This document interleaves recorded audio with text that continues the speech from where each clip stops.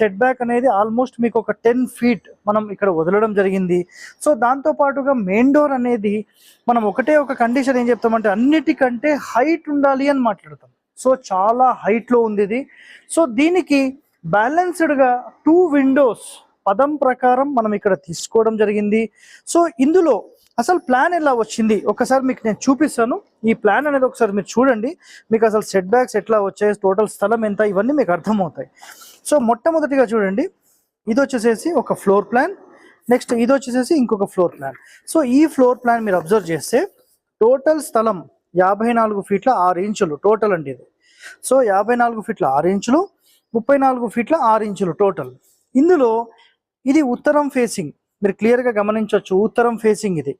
So మనం ఏం చేస్తున్నామంటే పడమరకు టోటల్ ఖాళీ వదిలేసేసి ఇక్కడ కార్ పార్కింగ్, 2 వీలర్ పార్కింగ్స్ ఇవన్నీ మనం ఇక్కడ ఏర్పాటు చేస్తున్నాం. So total